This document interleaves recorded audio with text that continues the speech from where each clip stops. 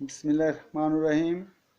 সিংহের সরকারি কলেজ ব্যবস্থাপনা সম্মান তৃতীয় বর্ষের প্রিয় শিক্ষার্থীবৃন্দ, আজ 6/6/2021 খ্রিস্টীয় তারিখ, রোজ রবিবার, বেলা 11টার এই সেশনে সিংহের কলেজ অনলাইন যে ক্লাস কার্যক্রম বর্তমান এই মহামারী সংকটকালীন সময়ে যে অনলাইন ক্লাস কার্যক্রম পরিচালিত হচ্ছে, এই অনলাইন ক্লাস কার্যক্রমের অংশ হিসেবে ব্যবস্থাপনা সম্মান তৃতীয় বর্ষের এখনকার যে সেশন, সেটা হচ্ছে যে বিষয়ের সেশন, সেটা হচ্ছে বাজারজাতকরণ ব্যবস্থাপনা।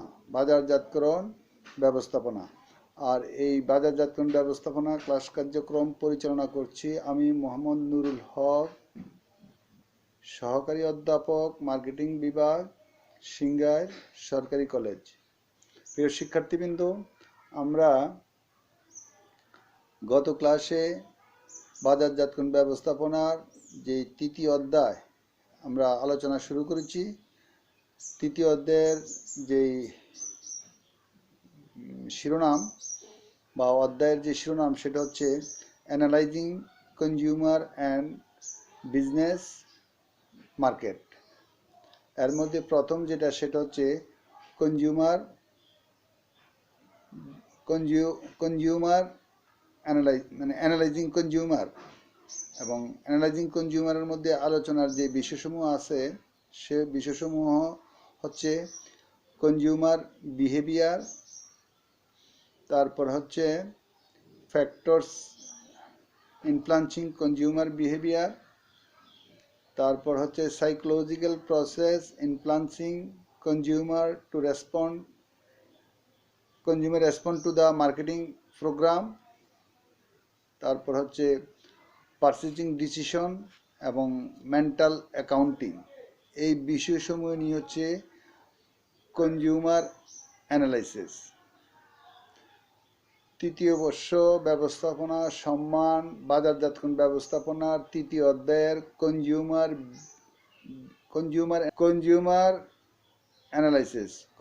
অ্যানালাইসিস রিলেটেড যে বিষয়সমূহ সিলেবাসের আলোচনার অন্তর্ভুক্ত।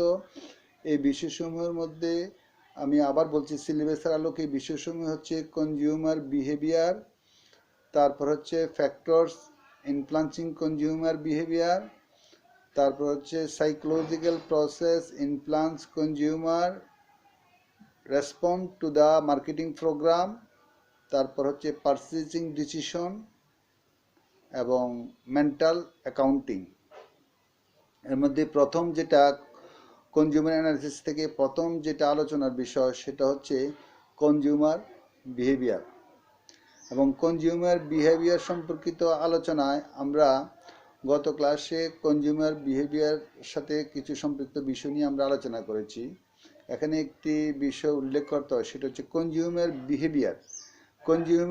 কনজিউমার বিহেভিয়ার ধারণাকে সমৃদ্ধ করতে গেলে তার সাথে আলোচনার যে বিষয়সমূহ জড়িত, সেই বিষয়সমূহ হচ্ছে ভোক্তা বাজার কি, ভোক্তা বাজারের বৈশিষ্ট্য, ভোক্তা আচরণ বলতে কি বোঝায়, ভোক্তা আচরণের বৈশিষ্ট্য, তারপর হচ্ছে ভোক্তা আচরণের মডেল, ভোক্তা আচরণের প্রয়োজনীয়তা এবং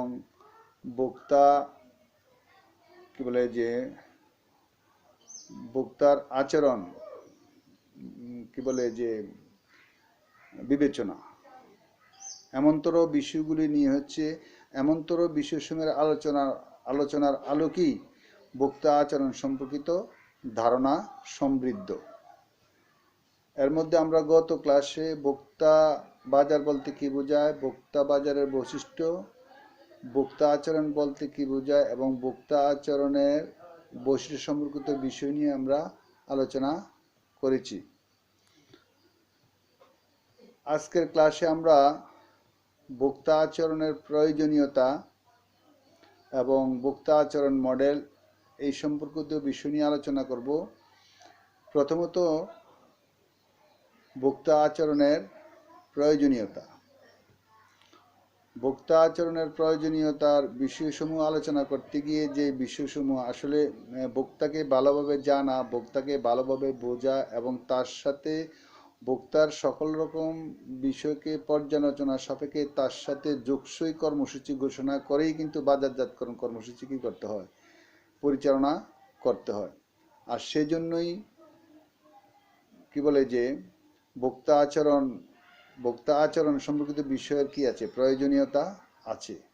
এর মধ্যে যে সমস্ত বিষয়ের আলোকে ভোক্তা আচরণের প্রয়োজনীয়তা, এই বিষয়সমূহ যেমন বাজার বিভক্তিকরণ সম্পর্কিত বিষয়, তারপরে লক্ষ্যবাজার নির্দিষ্টকরণ সম্পর্কিত বিষয় এবং বাজারে অবস্থানগণ সম্পর্কিত বিষয়, পণ্য সম্পর্কিত সিদ্ধান্ত গ্রহণ, মূল্য সম্পর্কিত সিদ্ধান্ত গ্রহণ, বন্টন সম্পর্কিত সিদ্ধান্ত গ্রহণ, প্রসার সম্পর্কিত সিদ্ধান্ত গ্রহণ এবং বাজারজাতকরণ পরিকল্পনা প্রণয়ন, এমনতর এবং প্রতিযোগিতা মোকাবেলা, এমনতর দৃষ্টিকোণ থেকে ভোক্তা গবেষণার কি আছে, ভোক্তা আচরণের কি আছে, প্রয়োজনীয়তা আছে। ভোক্তাকে অ্যানালাইসিস করতে গিয়ে ভোক্তা আচরণ আর ভোক্তা আচরণের যে প্রয়োজনীয়তা, আমরা যে বিষয়সমূহ উল্লেখ করলাম, এই বিষয়সমূহের আলোকে কিন্তু ভোক্তা আচরণের প্রয়োজনীয়তা কি করা যায়, উল্লেখ করা যায়। যেমন বাজার বিভক্তিকরণ, যে বাজার বিভক্তিকরণ, ভোক্তা আচরণকে বিশ্লেষণ করতে কিন্তু বাজার বিভক্তিকরণ জানা প্রয়োজন। বাজার বিভক্তিকরণ বলতে যেটা বোঝায় সমগ্র বাজারকে সমজাতীয় বৈশিষ্ট্যের ভিত্তিতে কি করা, বিভক্ত করা। কেননা ভোক্তা আচরণকে ভালোভাবে উপলব্ধি করার জন্যই ভোক্তা বাজার কি করতে হয়, বিভক্ত করতে হয়। কারণ বিভক্ত অংশগুলা বিভিন্ন ধরনের অসমজাতীয় বৈশিষ্ট্য বিদ্যমান। আবার গোটা বাজার এত বিস্তৃত থেকে যেগুলো সমজাতীয় বৈশিষ্ট্য ধারণ করে, তার আলোকে সমজাতীয় বৈশিষ্ট্য ভিত্তিকে বাজারকে যখন আলাদা আলাদা বিভক্ত করা হয়, তখনই সেটা কী হয়, বাজার বিভক্তিকরণ। এবং বাজার বিভক্তিকরণের মাধ্যমে সমজাতীয় বৈশিষ্ট্যের ক্রেতা শ্রেণী সম্পর্কে তাদের বিষয়সমূহ, তাদের ডেমোগ্রাফিক ফ্যাক্টরস বা তাদের কি বলে যে জনতান্ত্রিক বৈশিষ্ট্য সম্পর্কে সুস্পষ্ট ধারণা লাভ করা যায় এবং তার আলোকে কিন্তু সঠিক কর্মসূচি কী করা যায়, তাদের ক্রেতার আচার আচরণ, চলাফেরা, ভোগ, দৃষ্টিভঙ্গি, তাদের লাইফস্টাইল, জীবনচরিত্র, ধর্ম, বর্ণ, জাতীয়তা, তারপরে তাদের যে মূল্যবোধ, শিক্ষাস্তর, এমন সব কিছু তাদের টোটাল ডেমোগ্রাফিক ফ্যাক্টরসগুলা সম্পর্কে ধারণা লাভ করলে সঠিক কর্মসূচি কী করা যায়, গ্রহণ করা যায়। আর এই জন্যই এগুলো অ্যানালাইসিস করলে ভোক্তার আচরণ সম্পর্কিত বিষয় কোম্পানি বা প্রতিষ্ঠানের কাছে কি আসে, স্পষ্টতা আসে এবং তার আলোকে কিন্তু কর্মসূচি কী করা যায়, পরিচালনা করা যায়। ঠিক একইভাবে যে লক্ষ্যস্থিত বাজার নির্দিষ্টকরণ, টার্গেট মার্কেটিং, এবং সমস্ত বাজারে একটি কোম্পানি তার প্রচেষ্টা বিনিয়োগ করতে গেলে অনেক সময় পুঁজি অথবা তার প্রচেষ্টা অথবা তার সার্বিক সম্পদের বিবেচনা অনেক সময় যে যোগসই এই কর্মসূচি গ্রহণ করতে গেলে ভোক্তা বাজার বিশ্লেষণের মাধ্যমে ভোক্তা বাজার থেকে সে বাজারের কোন শ্রেণীকে নিয়ে সে কাজ করবে সেটা সে ভালোভাবে নির্ধারণ করতে পারে এবং সেই শ্রেণীর আচরণের সাথে যে যোগসই বাজারজাতকরণ কর্মসূচি সে কী করতে পারে, গ্রহণ করতে পারে। এবং ভোক্তা আচরণ থেকে কিন্তু প্রতিষ্ঠানগুলা সেই শ্রেণীর ক্রেতাদেরকে ভালোভাবে কী করতে পারে, আচরণ বিশ্লেষণ করে সেগুলো কী করতে পারে, চিহ্নিত করতে পারে। আর সেটি হচ্ছে কি, এই যে লক্ষ্যবাজার নির্দিষ্টকরণ। এবং তৃতীয় যেটা বিষয় ভোক্তা আচরণ জানার যে প্রয়োজনীয়তা, ভোক্তা আচরণ বিশ্লেষণের যে প্রয়োজনীয়তা, যে বাজারে অবস্থান গ্রহণ এবং বাজার বিভক্তিকরণের মাধ্যমে লক্ষ্যচ্যুত বাজার নির্দিষ্ট করে সঠিক বাজারে বা সঠিক ক্রেতা শ্রেণীকে নিয়ে একটি কোম্পানি কাজ করার জন্য সেই বাজারে কী করতে পারে, অবস্থান নিতে পারে। এবং এইভাবে কিন্তু যদি সে তার বাজারদান কর্মসূচি বা কার্যক্রম পরিচালনা করে, তাহলে তার প্রচেষ্টা, তার যে বিনিয়োগ, সেটা সে যে বাজারজাতকরণ প্রচেষ্টা, সেটা কি হয়ে ওঠে, সফল হয়ে ওঠে, বা সেটা সেই দিক থেকে সেটাতে কি আসে, সফলতা আসে বা সার্থকতা আসে। আর এই জন্য কিন্তু বাজারজাতকরণ ভোক্তার আচরণ বিশ্লেষণ করার কি আছে, প্রয়োজনীয়তা আছে। তারপর হচ্ছে পণ্য কর্মসূচি বা প্রোডাক্ট ডিসিশন বা পণ্য সিদ্ধান্ত বা পণ্য সেবা সিদ্ধান্ত। যে আমরা বাজার বিভক্তিকরণের মাধ্যমে লক্ষ্যবাজার নির্দিষ্ট করে যে বাজারে আমরা অবস্থান গ্রহণ করেছি, সঠিক ক্রেতা শ্রেণী বা সঠিক ভোক্তা শ্রেণীকে সংজ্ঞায়িতকরণের মাধ্যমে, সঠিক বাজারজাত কর্মসূচি পরিচালনার মাধ্যমে একটি কোম্পানির বিনিয়োগের কি থাকে, নিশ্চয়তা থাকে। তাহলে আমরা যেটা বলছিলাম যে পণ্য সিদ্ধান্ত, একটি কোম্পানি তার বাজার বিভক্তিকরণের মাধ্যমে সঠিক ক্রেতা শ্রেণী চিহ্নিতকরণের মাধ্যমে ওই ক্রেতা শ্রেণীর উপযোগী যেই পণ্য সে উৎপাদন করবে তার টোটাল বা সার্বিক জনতাত্ত্বিক বৈশিষ্ট্য বিশ্লেষণ করার মাধ্যমে একটি কোম্পানি বুঝতে পারে যে সে যেই ওই শ্রেণীর ক্রেতাকে কেন্দ্র করে তার উপযোগী যেই পণ্য সে উৎপাদন করতে চায় এবং সেই পণ্য ক্রেতা শ্রেণীর সব রকম বিষয়কে ধারণ করবে। অর্থাৎ ভোক্তাকে বিশ্লেষণ করার মাধ্যমে, আর ভোক্তাকে বিশ্লেষণ করলেই কিন্তু ভোক্তা শ্রেণীর সামগ্রিক বিষয়টা কি হয়ে আসে, বাজারজাতকারীর কাছে বা কোম্পানি বা প্রতিষ্ঠানের কাছে কি হয়ে আসে, স্পষ্ট হয়ে আসে এবং তার সাথে সঙ্গতি রেখে যুগসই পণ্য ক্রেতা শ্রেণীর প্রয়োজন উপলব্ধি করে, ভোক্তা শ্রেণীর প্রয়োজন উপলব্ধি করে। আর প্রয়োজনটা উপলব্ধি তখনই হয় যখন সে ভোক্তা শ্রেণীর উপর যে ফোকাস বা যে টার্গেট করে এবং টার্গেটকৃত অংশের সমস্ত বিষয়গুলা বাজারজাতকারীর কাছে স্পষ্ট হয় এবং তার সাথে সঙ্গতিপূর্ণ সে যে ক্রেতা শ্রেণীর যেই চাহিদা পূরণের জন্য যেই পণ্য সে উৎপাদন করবে সেটা ওই ভোক্তা শ্রেণীর দোরগোড়ায় ওরকমভাবে ওই সমস্যা সমাধানের উপযোগী সেই পণ্য যোগসই, মানানসই এবং ক্রেতার প্রয়োজন উপযোগী, ক্রেতার চাহিদার সাথে সঙ্গতিপূর্ণ উপযোগী পণ্য সে কি করতে পারে, তত বেশি উৎপাদনের জন্য সে কি করতে পারে, কর্মসূচি পরিচালনা করে সেই অনুযায়ী সেই পণ্য কি করতে পারে, উৎপাদন করতে পারে। এতে করে অধিকতর বাজারজাতকরণ কি আসে, সফলতা আসে। আর সেটাই হচ্ছে যে একটি কোম্পানির যে পণ্য সম্পর্কিত যে সিদ্ধান্ত, এটার জন্য কিন্তু বাজারজাত ভোক্তা আচরণ জানা প্রয়োজন। ঠিক একইভাবে মূল্য সিদ্ধান্ত, একটি কোম্পানি ভোক্তাকে ভালোভাবে বিশ্লেষণের মাধ্যমে প্রতিযোগী কোম্পানির সাথে কম্পেয়ার করে বা একটি কোম্পানির পণ্য বৈশিষ্ট্যের আলোকে ওই কোম্পানি ওই ক্রেতা শ্রেণী ওই কোম্পানির ওই মূল্য সম্পর্কে তাদের যেই মনস্তাত্ত্বিক যে বিষয় সেটা কেমন, কোন অবস্থায় আছে এবং কোন শ্রেণীর মূল্যনীতি ক্রেতাদের জন্য অধিকতর উপযোগী সেগুলোর সম্পর্কে সঠিক ধারণা কি করতে পারে, গ্রহণ করতে পারে। একইভাবে বন্টন প্রণালী সম্পর্কিত যে শ্রেণীর ভোক্তা বা যে শ্রেণীর ক্রেতা তাদের সাথে সঙ্গতিপূর্ণ যেই কি বলে বন্টন প্রণালী বা স্থানগত সিদ্ধান্ত, ক্রেতা কোথায় কোন অবস্থানে কীভাবে আছে এবং তাদের দোরগোড়ায় পণ্য পৌঁছাতে গেলে মধ্যস্থকারী হিসেবে কাদের ব্যবহার বা দ্রুত ক্রেতার সমস্যার সমাধান, স্থানগত বিষয়, বন্টন প্রণালীর বিষয়ে সমস্যার সমাধানের সাথে সঙ্গতিপূর্ণ কোন বিষয়গুলো ওই শ্রেণীর ক্রেতার সাথে যুগসই মধ্যস্থকারী কারা, কাদের মাধ্যমে ক্রেতার উৎপাদন করে উৎপাদিত পণ্য ভোক্তাদের দোরগোড়ায় দ্রুত পৌঁছানো যায় এবং ক্রেতার স্বার্থের সাথে উৎপাদনকারীর ক্রেতার স্বার্থের সাথে উৎপাদনকারী যে সঙ্গতিপূর্ণ সম্পর্ক সেটা কাদের দ্বারা বেশি স্বার্থ রক্ষা হতে পারে সেই বিষয়গুলো উৎপাদনকারী ভালোভাবে কি করতে পারে, উপলব্ধি করতে পারে। আর সেটি হচ্ছে সেটা ভালোভাবে বন্টন প্রণালী সম্পর্কিত ধারণা লাভ করার জন্যই কিন্তু কি করতে হয়, ভোক্তা আচরণ কি করতে হয়, বিশ্লেষণ করতে হয়। তারপর হচ্ছে সেটা হচ্ছে যে প্রসার কার্যক্রম এবং ঠিক একইভাবে ভোক্তা শ্রেণীর সাথে যোগসই সম্পর্ক স্থাপন করতে গেলে তাদের সাথে তাদের বিষয় জানা, তাদেরকে ক্রয় উদ্বুদ্ধ করা, তাদেরকে পণ্য সম্পর্কিত কোম্পানির কি বলে কর্মসূচি সম্পর্কিত বিষয়, তাদের অ্যাওয়ারনেস ডেভেলপ, অথবা তারা একটি কোম্পানি বা একটি কোম্পানির কর্মসূচি বা পণ্য সম্পর্কিত বিষয়ে তাদের যে জানার কোন পর্যায়ে আছে এবং ওই পর্যায়ে থেকে তাদেরকে পরবর্তী কোন পর্যায়ে তাদের কি বলে অ্যাওয়ারনেস ডেভেলপ করতে হবে, এমনতর কর্মসূচিগুলা ওই শ্রেণীর ক্রেতারা তাদের কি বলে তাদের ওই সামগ্রিক ডেমোগ্রাফিক বিষয়গুলোকে বিশ্লেষণ করার মাধ্যমে যোগসই কি বলে প্রশাস কর্মসূচি সম্পর্কে বাজারজাতকারীরা কি লাভ করতে পারে, ধারণা লাভ করতে পারে। আর তাই তো এই প্রসার ডিসিশন ক্ষেত্রেও কিন্তু ভোক্তা আচরণের কি আছে, প্রয়োজনীয়তা আছে।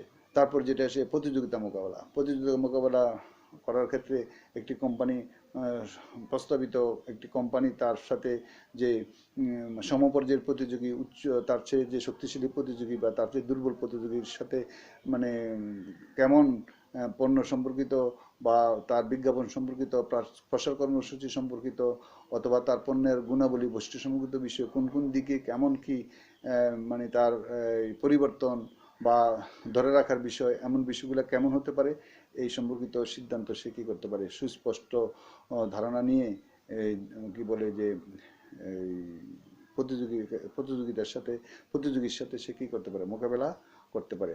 তারপর যেটা হচ্ছে বাজারজাতকরণ পরিকল্পনা প্রণয়ন। বাজারজাতকরণ পরিকল্পনা প্রণয়ন যেটা, যে বাজারজাতকরণ পরিকল্পনার সাথে জড়িত যে সমস্ত বিষয়সমূহ, ওই যে পরিকল্পনার যে উপাদান, নির্বাহী সারসংক্ষেপ, তারপরে হচ্ছে কি বাজারজাতকরণ এই মানে প্রোগ্রাম উন্নয়ন, আমরা এর মধ্যে যেটা আলোচনা করছি মানে কি বলে যে মার্কেটিং মিক্স সম্পর্কিত যে বিষয়সমূহ, এই সমস্ত সার্বিক বিষয়সমূহ এবং বাজারজাতকরণ পরিকল্পনার যে বাজেট এবং নিয়ন্ত্রণ, তারপর হচ্ছে যে উদ্দেশ্য বিচার্য, এমন বিষয়সমূহকে মানে সমৃদ্ধ ধারণা নিয়ে আসতে গেলে যে ভোক্তা আচরণ বিশ্লেষণ, যত বেশি ভোক্তা আচরণ, যত বেশি বিশ্লেষণ, যত বেশি কি বলে যে মানে সঠিক হবে, বাজারজাতকরণ পরিকল্পনা প্রণয়ন তত সঠিক হবে। আর সব কিছুর কেন্দ্রমূলই কিন্তু ভোক্তা। আর ভোক্তাকে জানা, বোঝা, তাদেরকে বিশ্লেষণ করা, তাদের ওই যে বারবারই যেটা, সেটা হচ্ছে যে ভোক্তার ডেমোগ্রাফিক ফ্যাক্টরস, ভোক্তার ডেমোগ্রাফিক ফ্যাক্টরসগুলো যত মানে বিশ্লেষণ হবে, মানে ভোক্তাকে তত বেশি বিশ্লেষণ হবে। আর ভোক্তা যত বিশ্লেষণ হবে, সিদ্ধান্ত গ্রহণ তত সহজ হবে, বাজারজাতকরণ পরিকল্পনা প্রণয়ন তত সঠিক হবে। আর এই সমস্ত দৃষ্টিকোণ থেকে কিন্তু প্রয়োজন হচ্ছে এই কি বলে যে ভোক্তা আচরণ বিশ্লেষণের প্রয়োজনীয়তা, ভোক্তা আচরণ বিশ্লেষণের প্রয়োজনীয়তা। তারপর যেটা, সেটা হচ্ছে আলোচনার আরেকটি উল্লেখযোগ্য বিষয়, যেটা সেটা হচ্ছে বাজারজাতকরণ ভোক্তা আচরণের মডেল। ভোক্তা আচরণের মডেল। প্রিয় শিক্ষার্থীবৃন্দ, আমরা আজকে যে বিষয়ে আলোচনা করতেছি, বাজারজাতকরণ ব্যবস্থাপনার দ্বিতীয় অধ্যায়, analysing consumer and business market. এর মধ্যে প্রথম যেটা আমরা আলোচনা করতেছি সেটা হচ্ছে কনজিউমার অ্যানালাইসিস। কনজিউমার অ্যানালাইসিস থেকে আমরা কনজিউমার বিহেভিয়ার সম্পর্কিত ধারণায় সমৃদ্ধ হওয়ার জন্য আলোচনার ধারাবাহিকতায় আমরা এখন যেটা আলোচনা করব সেটা হচ্ছে ভোক্তা আচরণের মডেল। ভোক্তা আচরণের মডেল মূলত একজন ক্রেতা তার সার্বিক মানে মানে ক্রেতাকে ভালোভাবে জানতে গেলে, ক্রেতাকে ভালোভাবে বুঝতে গেলে, একজন ক্রেতা গোড়া থেকে তার আচরণের ধরনটা কেমন হয়ে থাকে, মানে সার্বিকভাবে এটাকে বলা হয় ক্রেতা আচরণ, ভোক্তা আচরণ মডেল। এবং সকল শ্রেণীর ক্রেতাই কিন্তু এমন আচরণের আওতার মধ্যে সে তার আচরণ কি করে থাকে, আচরণ প্রকাশ করে থাকে বা তার আচরণটা এমনভাবে হয়ে থাকে। আর এই জন্য এটাকে বলে যে ভোক্তা আচরণ মডেল। ভোক্তা আচরণ মডেলের গুরুত্বপূর্ণ তিনটা দিক। একটা হচ্ছে পরিবেশগত দিক, একটা হচ্ছে ক্রেতার বৈশিষ্ট্য, ক্রেতার একান্ত জগৎ, আর একটা হচ্ছে সারা। আচরণ মডেলের মানে যে তিনটা দিক গুরুত্বপূর্ণ, একটা হচ্ছে পরিবেশগত দিক, একটা হচ্ছে ক্রেতার একান্ত জগৎ, আর একটা হচ্ছে ক্রেতার সারা। ক্রেতার যেটা পরিবেশগত দিক, তার আবার দুটি বিষয়, একটি হচ্ছে বাজারজাতকরণ উদ্দীপক, আর একটি হচ্ছে কি বলে অন্যান্য উদ্দীপক। বাজারজাতকরণ উদ্দীপনের মধ্যে যেটা একটি কোম্পানি বা একটি প্রতিষ্ঠান পণ্য উৎপাদন করে তার সাথে জড়িত যে বিষয়, অর্থাৎ marketing mix, product, place, price, promotion, পণ্য, মূল্য, স্থান এবং প্রসার। একজন ভোক্তা মূলত তার মানে অবস্থান যেখানে, তার সাথে সঙ্গতিপূর্ণ বিষয়কে গুরুত্ব দিয়েই, অর্থাৎ সে পণ্য সম্পর্কে কোথায় জানবে, সে পণ্য সম্পর্কে জানার স্তর কোন পর্যায়ে আছে, জানানোর বিষয় এবং মূল্যের ব্যাপারে তার চিন্তাভাবনা কেমন, তার সাথে প্রমোশন সম্বন্ধে যোগাযোগের বিষয়টা কেমন, এবং কোন অবস্থানে ক্রেতা সহজে তার পণ্য পাওয়ার বিষয়টাকে চিন্তা ভাবনা করে এবং কেমন ধরনের পণ্য সে আশা করে, এমনতর বৈশিষ্ট্যকে ধারণ করেই বাজারজাতকারী বাজারে পণ্য কী করে থাকে, প্রেজেন্ট করে থাকে। তাহলে ভোক্তা শ্রেণী এই সমস্ত সমস্যাগুলা মানে এই সমস্ত সমস্যাগুলা বা তার কোনো একটি পণ্যকে কেন্দ্র করে তার পণ্য সম্পর্কিত বৈশিষ্ট্যের যেই তার দুর্বলতা এবং পণ্য পেতে গিয়ে যে মূল্য দিবে তার সাথে রিলেটেড সে যে সুবিধা এবং সহজে সে তার অবস্থান থেকে পণ্য পাওয়ার যে বিষয়টা এবং পণ্য সম্পর্কে অবহিতকরণ বিষয়টা, সেটা ভোক্তার ভোক্তাকে গুরুত্ব দিয়েই উৎপাদন করে সেই বিষয়গুলো ভোক্তার স্বার্থ রক্ষা করি, ক্রেতার স্বার্থ রক্ষা করি তাকে এই কর্মসূচিগুলো কী করতে হয়, দাঁড় করাতে হয়। আর যে কোম্পানি বা যে প্রতিষ্ঠান এই দিকগুলোকে যত বেশি ভোক্তার দৃষ্টিকোণ থেকে মানে সুবিধা পাওয়ার বিষয়কে কেন্দ্র করে ভোক্তার সন্তুষ্টি অর্জনের দিক থেকে এই বিষয়গুলো যত বেশি সমৃদ্ধ অবস্থান দিতে পারে, মার্কেটিং মিক্স ডেভেলপ করতে পারে, ততই কিন্তু কি বলে যে ক্রেতারা ওই পণ্যের প্রতি কি থাকে, দুর্বল থাকে বা আকৃষ্ট থাকে। ওই শ্রেণীর ক্রেতা শ্রেণী, ওই শ্রেণীর উৎপাদনকারী এবং ওই শ্রেণীর উৎপাদনকারীর মানে উৎপাদিত পণ্যের প্রতি ভোক্তার আকৃষ্ট, ভোক্তার আগ্রহ, ভোক্তার দুর্বলতা, ওই কোম্পানিকে ভোক্তা গুরুত্ব দেওয়ার বিষয়টা কী করে নির্ভর করে। আর এই জন্যই এটাকে বলা হচ্ছে কি উদ্দীপক, বাজারজাতকরণ উদ্দীপক এবং অন্যান্য উদ্দীপক, অর্থাৎ ভোক্তা শ্রেণী বা ক্রেতা শ্রেণীর অর্থনৈতিক, রাজনৈতিক, সামাজিক, সাংস্কৃতিক বিষয়সমূহকে গুরুত্ব দিয়েই তার পরিবেশগত উদ্দীপকগুলা বাজারজাতকে কী করতে হয়, বিবেচনা করতে হয়। তাহলে একটা হচ্ছে উদ্দীপকের দিক, আর একটা হচ্ছে ক্রেতার একান্ত জগৎ, যেটার ইংরেজি হচ্ছে কাস্টমার ব্ল্যাক বক্স। আসলে ক্রেতার ব্ল্যাক অন্তর সম্পর্কে কেউ জানে না, কিন্তু যেহেতু জানে না, কিন্তু এই জন্য ইংরেজিতে এটাকে বলে কাস্টমার ব্ল্যাক বক্স। কিন্তু ক্রেতার আচরণ, বিহেভিয়ার, তার বৈশিষ্ট্য, তার যে সিদ্ধান্ত গ্রহণ প্রক্রিয়া, তার অর্থনৈতিক, রাজনৈতিক, সামাজিক, সাংস্কৃতিক, এই সমস্ত সামগ্রিক বিষয়গুলো কেমন, তার আলোকে সে যে ব্যবহার করে, ওইটি একজন ব্যক্তি সম্পর্কে কী লাভ করা যায়, তার ধারণা লাভ করা যায়। তাই তো এখানে বলা হচ্ছে কাস্টমার ব্ল্যাক বক্স বা ক্রেতার একান্ত জগৎ। ক্রেতার একান্ত জগতে জানতে গেলে একটা হচ্ছে ক্রেতার বৈশিষ্ট্য জানতে হবে, আর একটা হচ্ছে ক্রেতার সিদ্ধান্ত গ্রহণ প্রক্রিয়া। ক্রেতার বৈশিষ্ট্যকে জানতে গিয়েই আমরা যেটা ফ্যাক্টরস এফেক্টিং কনজিউমার বিহেভিয়ার, অর্থাৎ যে বিষয়সমূহ ক্রেতার সিদ্ধান্ত গ্রহণকে কী করে প্রভাবিত করে, অর্থাৎ ক্রেতার সামাজিক, সাংস্কৃতিক, মনস্তাত্ত্বিক এবং ব্যক্তিগত যে বিষয়সমূহ, এই বৈশিষ্ট্যগুলোই তার সিদ্ধান্ত, তার ক্রেতার, একজন ক্রেতার বৈশিষ্ট্য, এমন বিষয়গুলো মিলেই একজন ক্রেতা।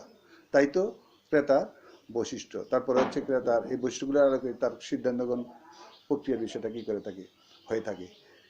তাহলে এটা হচ্ছে ভোক্তা আচরণের মডেলের যে দ্বিতীয় অংশে যেটা আছে, মাঝখানের অংশে যেটা আছে, সেটা হচ্ছে ক্রেতার বৈশিষ্ট্য। ক্রেতার বৈশিষ্ট্যের সাথে জড়িত যে বিষয়, সেটা হচ্ছে ক্রেতার সামাজিক, সাংস্কৃতিক এবং মনস্তাত্ত্বিক বৈশিষ্ট্য আলোকে একজন ক্রেতা এবং ক্রেতার সিদ্ধান্ত গ্রহণ প্রক্রিয়া। তারপর হচ্ছে ক্রেতার সারা, তৃতীয় অংশে ভোক্তা আচরণ মডেলের তৃতীয় অংশ হচ্ছে ক্রেতার সারা। ক্রেতার সারা বলতে বোঝায় এই সমস্ত কর্মসূচির আলোকে ক্রেতাকে জানার পরিপ্রেক্ষিতে একজন ক্রেতা সর্বোপরি কোম্পানির কর্মসূচির প্রতি কীভাবে সে কী দেয়, সাড়া দেয়। হয়তো সে কি মানে ওই কোম্পানির প্রতি আগ্রহ থেকে নিয়মিত পণ্য করে এবং অন্য কোনো কোম্পানির পণ্য সে ক্রয় করে না, এবং তার প্রয়োজন ফুরিয়ে গেলে হয়তো চাহিদা মানে তার ওই পণ্যের এই মুহূর্তে ক্রয় প্রয়োজন, ওই প্রস্তাবিত কোম্পানির পণ্য না পেলে সে সহজে অন্য কোম্পানির পণ্য সে ক্রয় করে না এবং নিজে ক্রয় করে বন্ধুবান্ধব বা আত্মীয় স্বজন প্রতিবেশীকে সে এই পণ্যের ব্যাপারে তার আগ্রহ জন্মায় এবং কোম্পানির বা ওই পণ্যের কোয়ালিটি, বৈশিষ্ট্য বা কোম্পানির কর্মসূচি অন্যের সাথে কি বলে যে কোম্পানির অবস্থান স্পষ্ট ব্যাখ্যা করে বা দৃঢ় অবস্থান গ্রহণ করে এবং নিয়মিত ওই কোম্পানি বা প্রতিষ্ঠানের পণ্য ক্রয় করে। এগুলো সারার মাত্রার দৃষ্টিকোণ থেকে বিভিন্ন ধরনের তার মনোজগতের যেই একটা প্রতিষ্ঠানের যেই মানে টোটাল স্ট্রেংথ বা শক্তি, যে তার মনে যতটুকু আস্থা নিয়ে আছে, ওই আস্থার যে বিষয়, ওইটাকেই ওই ওই আস্থার প্রকৃতি সে কোম্পানির কর্মসূচির প্রতি কী দিয়ে থাকে, সাড়া দিয়ে থাকে। আর এটাকে বলা হচ্ছে সাড়া। আর এই তিনটা মিলিয়ে হচ্ছে ভোক্তা আচরণের মডেল। এবং ভোক্তা আচরণ মডেলের আমি আবার বলছি তিনটা দিক। একটা হচ্ছে পরিবেশগত দিক, তার দুইটা বিষয়, একটা হচ্ছে উদ্দীপক মানে প্রতিষ্ঠানের যে বাজারজাতকরণ উদ্দীপক, আর একটা হচ্ছে অন্যান্য উদ্দীপক। বাজারজাতকরণ উদ্দীপকের মধ্যে হচ্ছে পণ্য, মূল্য, স্থান এবং প্রসার। অন্যান্য উদ্দীপকের মধ্যে অর্থনৈতিক, সামাজিক, সাংস্কৃতিক এমনতর বৈশিষ্ট্যগুলো ক্রেতা। তারপর হচ্ছে ক্রেতার যে একান্ত জগৎ একান্ত জগতের সাথে জড়িত যে গুরুত্বপূর্ণ বিষয়, একটা হচ্ছে ক্রেতার বৈশিষ্ট্য, আর একটা হচ্ছে ক্রেতার সিদ্ধান্ত গ্রহণ প্রক্রিয়া, তারপর যেটা সেটা হচ্ছে ক্রেতার সাড়া। এমনতর তিনটি বিষয়ের অন্তরিত আরও বিষয়সমূহ নিয়ে হচ্ছে ক্রেতার যে ভোক্তা আচরণ মডেল। তাহলে প্রিয় শিক্ষার্থীবৃন্দ, আমরা আজকের যে আলোচনায় যে বিষয়সমূহ আলোচনা করলাম, ইতিমধ্যে দুইটা বিষয় আলোচনা করলাম। একটি হচ্ছে ভোক্তার আচরণের প্রয়োজনীয়তা, আর একটি হচ্ছে ভোক্তা আচরণের মডেল, এবং লাস্টলি আমরা আজকের আলোচনার বিষয়ের মাধ্যমে আমরা ভোক্তা আচরণ সম্পর্কিত আলোচনা শেষ করব। আরেকটি বিষয় হচ্ছে ক্রেতার আচরণ, ভোক্তা আচরণের ভূমিকা। ভোক্তা আচরণে ভূমিকা ভোক্তা আচরণের ভূমিকা বলতে বোঝায় একজন ক্রেতা, মানে কোনো ক্রেতা আছে তার নিজের সিদ্ধান্তেই তার ক্রয়ের সিদ্ধান্ত, চূড়ান্ত ক্রয়ের সিদ্ধান্ত সে কী করে থাকে, গ্রহণ করে থাকে। আবার কোনো ক্ষেত্রে দেখা যায় একজন ভোক্তা তার সিদ্ধান্ত গ্রহণের ক্ষেত্রে একটা প্রক্রিয়ার মাধ্যমে তার সিদ্ধান্ত গ্রহণের বিষয়টা মানে সামনের দিকে অগ্রসর হয়, চূড়ান্ত ক্রয়ের দিকে অগ্রসর হয়, এবং তার সে পণ্যের ভোগকারী হিসেবে কী করে থাকে, পণ্য ভোগ করে থাকে। যেমন এই বিষয়টাকে যদি আমরা বলি এমন যে, যেমন সিদ্ধান্ত গ্রহণ কি বলে যে সূচনাকারী, সিদ্ধান্ত গ্রহণকারী, তারপর হচ্ছে সিদ্ধান্ত গ্রহণকারী, তারপর হচ্ছে সূচনাকারী, প্রভাব বিস্তারকারী, সিদ্ধান্ত গ্রহণকারী, ক্রয়কারী এবং ব্যবহারকারী। এমন কয়েকটা স্তরে কি হতে পারে, ভোক্তার ক্রয় আচরণের ভূমিকাটা কি হতে পারে, মানে পরিচালিত হতে পারে। ভোক্তার ক্রয় আচরণের মধ্যে আমরা সিদ্ধান্ত, মানে কি বলে, সূচনাকারী, তারপর হচ্ছে প্রভাব বিস্তারকারী, সিদ্ধান্ত গ্রহণকারী, ক্রয়কারী, তারপর হচ্ছে ব্যবহারকারী। কোনো একটা পণ্য ক্রয় করতে, কোনো একটা পণ্য ক্রয়ের ক্ষেত্রে, যে যেমন একটা বই করতে একজন শিক্ষক কিন্তু কি রাখতে পারে, ভূমিকা রাখতে পারে। একজন শিক্ষক তার ক্লাসে যে মানে যে বই বা যে লেখকের বই, কোনো একটা বই বিশ্বভিত্তিক কোনো একটা বইকে কেন্দ্র করে অনেক রাইটার থাকে, সেখানে কোনো শিক্ষক যদি সেখানে কোনো ছাত্রের নিজের চিন্তা ভাবনা থেকেও করতে পারে, কিন্তু তার চিন্তার সাথে যদি আলোচনায় সংযোগ ঘটিয়ে দেয় বইয়ের বিষয়বস্তু, তারপরে বইয়ের যে উপস্থাপনা বা বিষয়বস্তুর যে সম্মিলিতদের দিক থেকে কোনো ছাত্রকে যদি আগে দেয়, সেই ছাত্র ওই বইয়ের প্রতি সে কী করতে পারে, সে মানে মানে ক্রয়ের জন্য বা নেওয়ার জন্য কী হতে পারে, তার আগ্রহের মাত্রা কী হতে পারে, সৃষ্টি হতে পারে। আর এটাকে বলা হচ্ছে সূচনাকারী থেকে তারপর হচ্ছে প্রভাব বিস্তারকারী। কোনো একটা বই ক্রয় করতে গিয়ে যে শিক্ষক তো তার মানে পণ্য ক্রয়ের সূচনা করলো, প্লাস দেখা যাচ্ছে সে বইটা ক্রয় করতে গিয়ে সে তার পরিবারে তার মানে তার কোনো বড় ভাইয়ের সাথে বড় ভাইয়ের সাথে বা পরিবারের অন্য কোনো সদস্যের সাথে শেয়ার করলো, তারাও তাকে এই ব্যাপারে ভূমিকা রাখতে পারে। তারপরে তার মানে সে যেহেতু ছাত্র, সেই হিসেবে সে তার বাজেট পূর্ণ ক্রয় করতে গেলে, সেই বাজেটটা পেতে গেলে মানে তার বাবার বা গার্ডিয়ান থেকে তার অর্থ সংগ্রহের ব্যাপার আছে বা বাজেটের ব্যাপার আছে, তাহলে সেখানে কিন্তু কোনো একজন এভাবে এসে বইটা ক্রয়ের ক্ষেত্রে ভালো একটি ভূমিকা নিয়ে আসে কী করতে পারে, মানে বইটা ক্রয়ের ক্ষেত্রে তার মানে প্রভাব বিস্তার করতে পারে। তার সিদ্ধান্ত গ্রহণকারী, সেক্ষেত্রে কিন্তু সিদ্ধান্ত গ্রহণের ক্ষেত্রে তার আম্মা অথবা তার গার্ডিয়ান হিসেবে তার পিতা তখন যৌক্তিক মনে করে, তখন যদি তাকে বাজেট দেয় বই ক্রয় করার জন্য, বা এমন তো আরও অন্য কিছু তার মানে পণ্য বৈশিষ্ট্য বিবেচনার দৃষ্টিকোণ থেকে এবং এই যে পণ্য ব্যবহারের দৃষ্টিকোণ থেকে যারা যেভাবে সংশ্লিষ্ট, তারা ওইভাবেই তাকে সূচনাকারী হিসেবে এবং প্রভাব বিস্তারকারী হিসেবে এবং সিদ্ধান্তকারী হিসেবে কি রাখে, ভূমিকা রাখে। সর্বোপরি যে ক্রয়কারী, অনেক সময় দেখা যাচ্ছে যে কোনো একটা পণ্য ক্রয়ের সিদ্ধান্তে দেখা যাচ্ছে যে সূচনা করলো বা যে প্রভাব বিস্তার করলো সে থাকলো না, যেহেতু দেখা গেল যে যারা প্রভাব বিস্তার করলো বা সূচনা করলো তারা হয়তো আগে দিল যে এই পণ্য কোনো একটা কেনাকাটা কোনো একজন বিশেষভাবে কি থাকতে পারে, দক্ষতা হবে পণ্যের কোয়ালিটি যাচাইয়ের ক্ষেত্রে বা পণ্য মূল্য যাচাইয়ের ক্ষেত্রে বা ভালো পণ্য বা যাচ করে কেনার ক্ষেত্রে বা কেনাকালীন সময়ে যে আরও যে সমস্ত বিষয়গুলো আঞ্জাম দেওয়ার থাকে সেই সমস্ত বিষয়গুলোকে ফুলফিল করে কেউ মানে এ ব্যাপারে দক্ষ থাকে, তাহলে সে কিন্তু মানে এভাবে দায়িত্বপ্রাপ্ত সে কী করতে পারে, পণ্য ক্রয় করতে পারে। এবং সর্বোপরি যে পণ্য ক্রয় করলো অন্যের জন্য ক্রয় করলো সে কিন্তু ব্যবহারকারী, দেখা যাচ্ছে যে ক্রয় করলো সে কিন্তু মানে মানে যার জন্য ক্রয় করা হলো সে কিন্তু সবার এবার সহযোগিতা নিয়ে পুরো চূড়ান্তভাবে সে ওই পণ্য কী করবে, বুক ভরে চূড়ান্তভাবে সে ওই পণ্য কী করবে, ব্যবহার করবে বা উপযোগিতা সে ওই পণ্য থেকে আস্বাদন কী করে তাকে লাভ করে থাকে, কিন্তু গোটা প্রক্রিয়াটা ক্রয়ের চূড়ান্ত একটা পণ্য মানে লাস্ট পর্যন্ত বিক্রির ক্ষেত্রে কিন্তু এর বিভিন্ন পক্ষ এভাবে তার মানে সিদ্ধান্ত গ্রহণ থেকে চূড়ান্ত পণ্য ক্রয় পর্যন্ত এভাবে কি কি রেখে থাকে, বিভিন্ন পক্ষ কি রেখে থাকে, ভূমিকা রেখে থাকে। আর এটাকে বলা হচ্ছে ভোক্তার ক্রয় আচরণে ভূমিকা। ভোক্তার ক্রয় আচরণ ভূমিকার সাথে আমি আবার বলছি সূচনাকারী, প্রভাব বিস্তারকারী, সিদ্ধান্ত গ্রহণকারী, ক্রয়কারী এবং ব্যবহারকারী, এরকমভাবেই কি হয়ে থাকে ভোক্তা আচরণ ক্রয়ের ভোক্তা আচরণে ক্রয়ের ভূমিকার বিষয়টা কি হতে পারে, এই মানে বিষয়টা এভাবে কি হয়ে থাকে, এই কার্যক্রমটা কি হয়ে থাকে, পরিচালিত হয়ে থাকে ভোক্তার ক্রয় আচরণে ভূমিকা। শিক্ষার্থীদের এই ধারণাগুলা মানে নিয়েই একত্রে এই ধারণাগুলো নিয়ে হচ্ছে ভোক্তা আচরণ সম্পর্কিত যে আলোচনার বিষয়। সিলেবাসে শুধু দেওয়া আছে ভোক্তা আচরণ। আচ্ছা, ভোক্তা আচরণ ধারণাকে সমৃদ্ধ করতে গেলে তার সাথে আলোচনার সামগ্রিক যে বিষয়গুলো আলোচনায় রেখে বা এই বিষয় সম্পর্ক ধারণা থাকলে আমরা ভোক্তা আচরণ সম্পর্কিত সামগ্রিক ধারণাটা আমরা কি করতে পারবো, লাভ করতে পারবো। আর এই বিষয় সময় আমি আবার বলছি, বিষয় সময় হচ্ছে ভোক্তা বলতে কি বোঝায়, ভোক্তার বৈশিষ্ট্য বলতে, ভোক্তা বাজার বলতে কি বোঝায়, ভোক্তা বাজারের বৈশিষ্ট্য, ভোক্তা আচরণ বলতে কি বোঝায়, ভোক্তা আচরণের বৈশিষ্ট্য, ভোক্তা আচরণ মডেল, ভোক্তা আচরণের প্রয়োজনীয়তা এবং ভোক্তার ক্রয়ে ভূমিকা। এই বিষয়সমূহ নিয়ে হচ্ছে সার্বিকভাবে এই বিষয়সমূহ আলোচনা করলে ভোক্তা আচরণ সম্পর্কে, যেটা কনজিউমার বিহেভিয়ার, অর্থাৎ কনজিউমার মার্কেটের যে কনজিউমার মার্কেট অ্যানালাইসিসের যে মানে কনজিউমার বিহেভিয়ার এবং এই সম্পর্কিত সমৃদ্ধ ধারণার সাথে এই বিষয়সমূহ আলোচনায় জড়িত।